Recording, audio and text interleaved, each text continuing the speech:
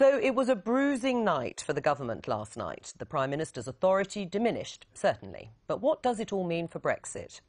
Well, last night's dramatic defeat for Theresa May saw 11 Conservative MPs vote against their government in support of Dominic Grieve's amendment. Labour whipped its MPs to vote in favour of the amendment too, and only 2 of their side defied the whip.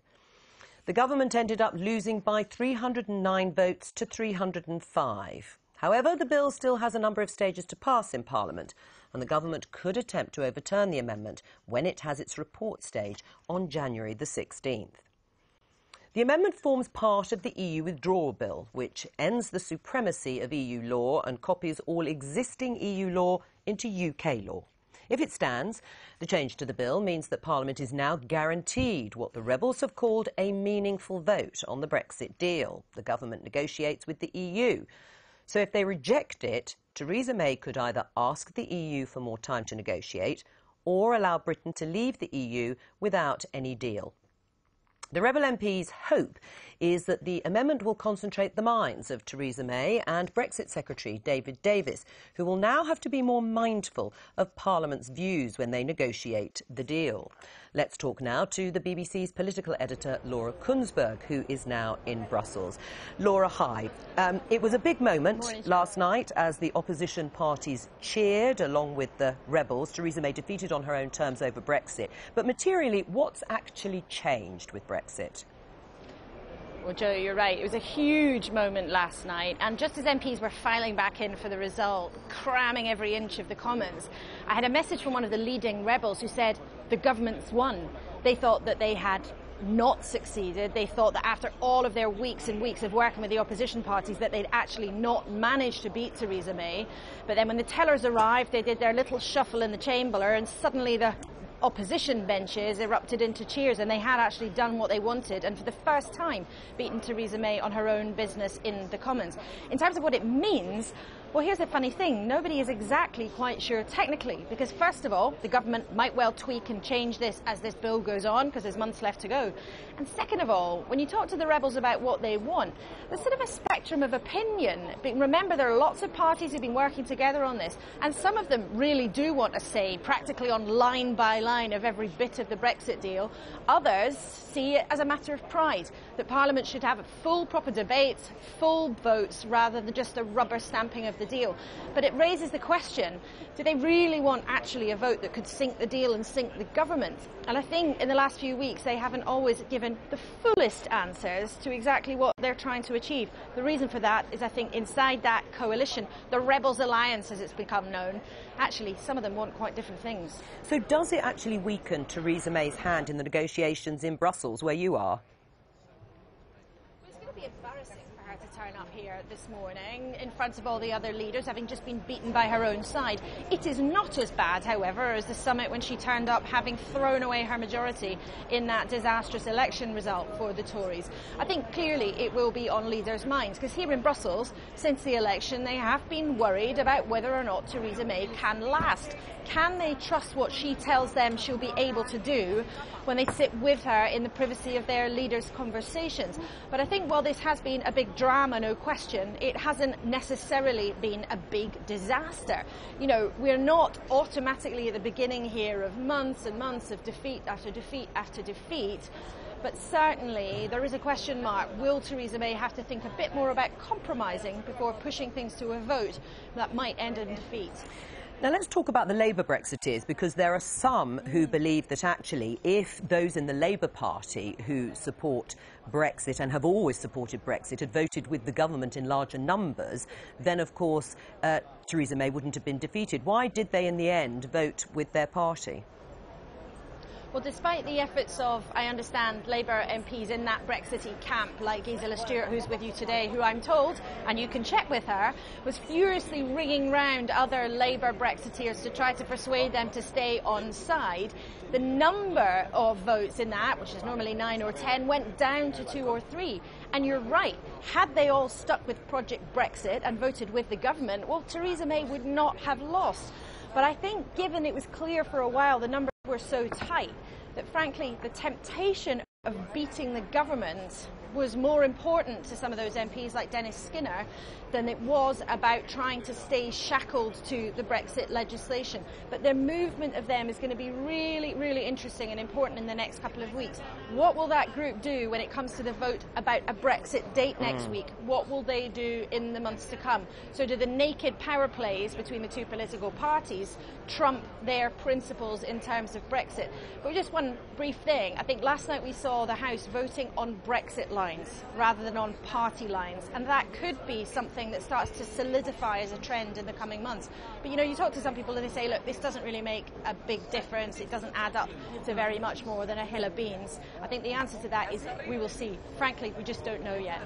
Laura Kunsberg, thank you very much. There for us in Brussels. So, Gisela, you were ringing round, were you, Labour Brexiteers? Why did you fail to persuade them? Well, I confessed to a handful of texts rather than furiously ringing around. I was just checking where people were. And I think Laura pointed out something which is really difficult, because party loyalty, you know, you're a Labour MP and you get a chance of defeating a Tory government.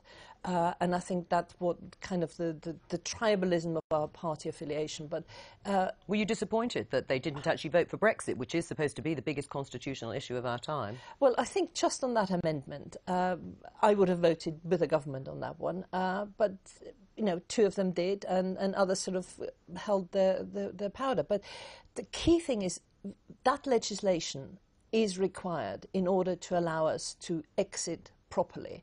And what last night did, it just made the process that little bit more complicated. Why? Because there will be debates next week on this Article 9, the statutory powers which you implement, which, according to last night's vote, you need primary legislation before you can do the second one. It's a sequencing question. And at the end of that, you've not just got the Article 50 clear commitment that we're leaving, but also you've got a commission that's coming to its end. So the key thing for me to say is to all my colleagues, remember the referendum mandate was that we are leaving. You're quite right to have parliamentary scrutiny, but now remain true to your word, which says you've accepted that we're leaving and you just want proper oversight, rather than making it a vehicle of stopping Brexit altogether. The vote came at about 7:15 last night, after several hours of heated debate in the Commons chamber. Let's just get a flavour of those exchanges. Parliament has to be able to have a say in this process, and we should trust Parliament to be mature and to be responsible. There were a lot of members opposite who said, actually, if we let Parliament have a vote on Article 50, the sky's going to fall in. But if the treaty isn't right in the eyes of this Parliament, then a couple of months could turn into a couple of years, and indeed, in some cases, people would like it to be a couple of decades. And when she talks, therefore, about a meaningful vote, what about the meaningful vote of the people of this country who last June voted to leave the European Union? It's not a question, I may say, to my desperately paranoid Eurosceptic friends, that somehow I am trying in some surreptitious Remainer way to put a spoke in the wheels of the fast progress of the United Kingdom towards the destination to which we're going. When he says that Leavers did not know what they were voting for, he does risk sounding very condescending, because we knew exactly what we were voting for. The problem with my right honourable and learned friend's amendment is that it could be, and no doubt is designed to be used, to try to overturn and frustrate that meaningful vote. Well, we've been speaking. Continue the discussions. This is. I keep hearing. No, I'm not going to give way. I keep hearing. I keep hearing my right honourable friend saying, "It's too late. It's too late. It's too late." You've never said that. I've heard you say that. Point of order. I've heard you say that. There's a time for everybody to stand up and be counted. As Churchill said, he's a good party man. He puts the party before himself and the country before his party, and that's what I intend to do.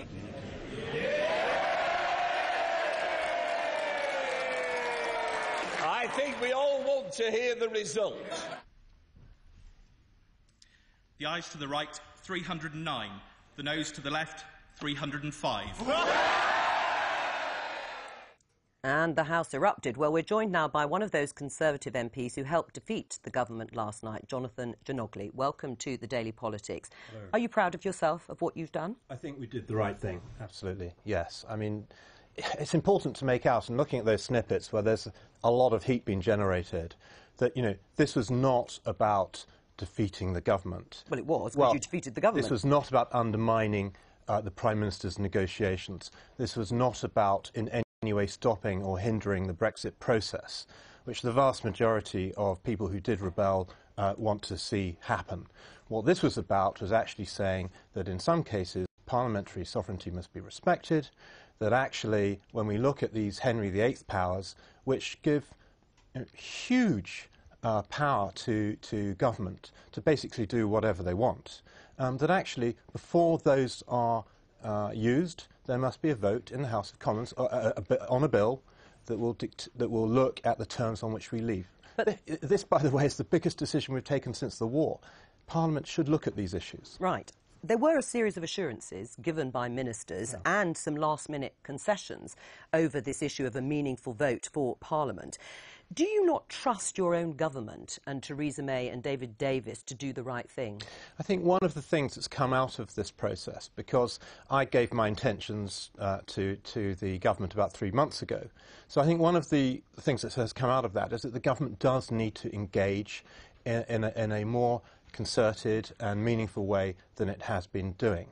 Again, I say, this is not about stopping Brexit. This is about looking at our constitution, making sure that ultimately, when powers are repatriated from the European Parliament to the UK Parliament, they're not done in a way that undermines our constitution. It should be strengthening our constitution. Do you feel you've been ignored by the government?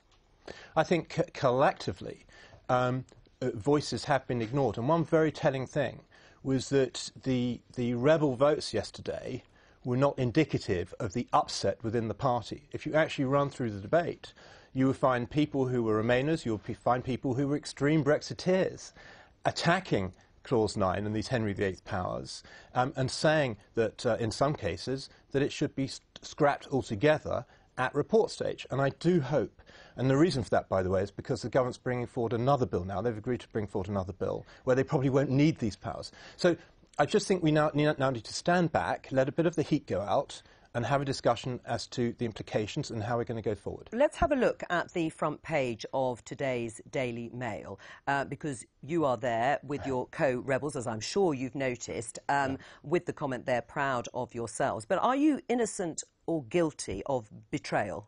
Well, again, I think, there's a lot of heat there at the moment. I don't think we are guilty of betrayal at all. I think we're going through a process. This is, of course, the committee stage of the bill. We still have report stage, and then it goes to the Lords. So, we are engaging in the process. I would like to see the government engage somewhat more, but I have to say, looking at the Mail front page, and for someone such as myself, who this is the first time I have rebelled in 17 years in Parliament, I found it slightly over the top. Right. Was that your reaction? Indeed. What about hastening a Marxist at number 10? Have you just helped the opposition? No, in no way whatsoever. I publicly complimented the Prime Minister and David Davis on what I thought was a remarkable achievement on the Phase 1 negotiations. I think they have got a good platform going through to Phase 2. But let me turn it round from a Brexiteer's point of view, and I'd be interested to hear what Gisela says about this. Let's just say that we hadn't amended the bill. The government came back with an option that would basically keep us in the customs union, keep us in the single market, keep freedom of movement, and then whacked all those things through using SIs rather than taking it to Parliament. I don't think Gisela would be very happy. And actually, some Brexiteers said exactly that on the floor of the House yesterday. Parliament must have a say. Why did you retweet this tweet that was put out, proud of your elves, as it looks here? Oh, I just thought that was hilarious. I mean, someone has taken what was a rather, I thought, aggressive front page, put some elves' heads on it and made it a bit of a joke. And I thought that actually, amongst all of the seriousness of this situation, and you can see I do take this very seriously, that we must also stay a little bit light-hearted, and I thought that captured the moment. And it's almost Christmas, indeed. Of course. Gisela, do you agree with Jonathan? You'd have been very upset if there had been an attempt, which Parliament wasn't able to stop, to keep Britain in the single market and the customs union in perpetuity. Well, in that case, we wouldn't have left the European Union. It's as simple as that. But can I just disaggregate two arguments which Jonathan is using? One was the issue on which the government was defeated, which now requires a different level of legislation. And there's a sequence problems, I think, of getting the deal and getting it approved. And then the Henry VIII powers. The amount of Henry VIII powers which are in the 1972 European Act are infinitely greater. And I thought the proposals of sifting out and taking it step by step, what we're bringing back is a whole lot of stuff which we have forgotten how to legislate on. environment, agriculture, we haven't debated on. And I always thought the Parliament would find a way of having a vote. Do you think Jonathan, therefore, is trying to thwart Brexit? Well, this is now the test. They say they don't. You know, one of my Labour colleagues up in the Lords, Andrew Adonis, tweeted, this is the first step of stopping Brexit. And he referred to it as the National Betrayal Bill. Now, that means that the noises I hear from the House of Lords aren't very good. So my challenge to you is you now have to show that you're as good as your word. You don't want it to be delayed. I can't speak for a Labour peer, but what I can say from my own point of view is that certainly I accepted the referendum result. It's a question of leaving the European Union, but in a way that does not destroy our own constitution. And I think the nub of this is that are we really going to repatriate powers from the European Union in a way that gives those powers to the executive and cuts out Parliament? Was that really what people voted for who wanted to leave the European Union? I don't think so. Why does Bernard Jenkins call you a Brexino, then, which is the latest name, Brexit in name only? Well, I simply deny that. It's just ridiculous Would you like to see Britain, in some circumstances, remain within a customs union and single market? My personal position is that I would certainly like us to remain within the single market. And possibly the customs union. But I don't want to fetter the hand of the Prime Minister. She's got to go out there, strike a fair deal, and there's going to be negotiation and discussion and give and take. And I don't want to fetter her hands in any way. And I think she's done very well so far. Do you trust Jonathan, take him at his word on that? Well, I'm slightly confused, because if you would like the country to remain in the single market, then we have lost control of our borders. The ECJ will still have supremacy. Then we have not left the European Union. Well, we will have left the European Union. I mean, Norway is not a member of the European Union. They're a member of the single market.